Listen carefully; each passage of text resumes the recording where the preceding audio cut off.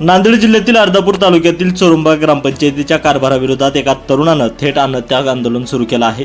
विकास कामांमध्ये अनियमितता असल्याचा आरोप करत माहितीच्या अधिकारातून मागवलेली माहिती प्रशासन देत नसल्याने हा संघर्ष उभा राहिला आहे। अर्धापूर तालुक्यातील चोरुंबा ग्रामपंचायत अंतर्गत सुरू असलेल्या विविध विकास कामांमध्ये मोठ्या प्रमाणात अनियमितता असल्याचा आरोप ग्रामस्थांकडून केला जात आहे। सार्वजनिक निधीचा अपव्यय होत असल्याचा संशय निर्माण झाल्यानंतर गावातील तरुण कृष्णा खानसोळे यांनी संबंधित विकास कामाची माहिती ग्रामपंचायत प्रशासनाकडे मागितली होती।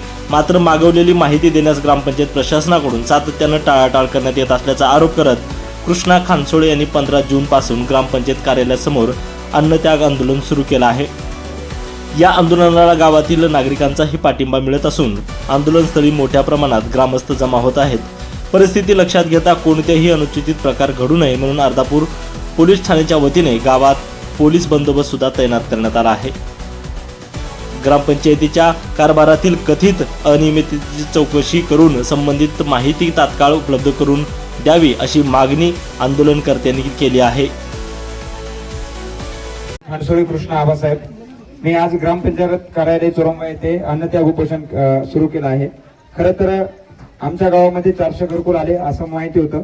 त्यासाठी घरकुल योजनेमध्ये झालेला भ्रष्टाचार असो किंवा जे पारदर्शकता समोर यावी यासाठी दलित वस्तीमध्ये एकही योजना आलेली नाही।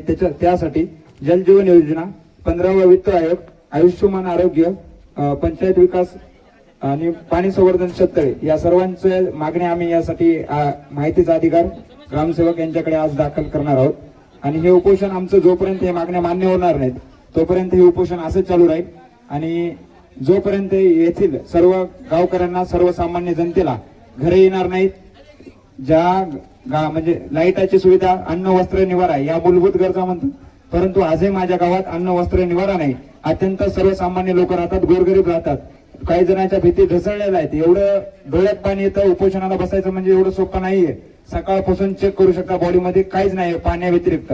सकाळपासून उपाशी मी इथं बसलेला आहे, अन्नत्याग करत आहे, कारण हे सगळं गावकऱ्यांसाठीच आहे, गावातील लोकांसाठीच आहे। कारण की माझ्या गावात सुद्धा गरीब समाज राहतो हे जेव्हा मला दिसला त्यामुळे मी हे अन्नत्याग उपोषण सुरू केलं आहे। आणि जोपर्यंत न्याय मिळत नाही तोपर्यंत हे उपोषण असंच चालू राहील। आज उपोषणाचा हा कितवा दिवस आहे? आज उपोषणाचा पहिला दिवस आहे आणि जोपर्यंत या उपोषणावर मार्ग निघत नाही तोपर्यंत हा लढा असा चालू राहील। उपोषणामुळे फक्त मी एकट्याचा निर्णय न मान्य करता गावकऱ्यांच्या साक्षीने, गावकरी म्हणतील उपोषण चालू ठेवा तर मी असंच उपोषण चालू ठेवणार आहे। त्यांनी मागं घ्या म्हणले तर घेणार आहे, नाहीतर हे उपोषण असंच जीव गेला तरी चालेल, पण हे उपोषण कायद्यानं, संविधानिक पद्धतीनं आणि संविधान हातात घेऊन मी उपोषण करणार आहे।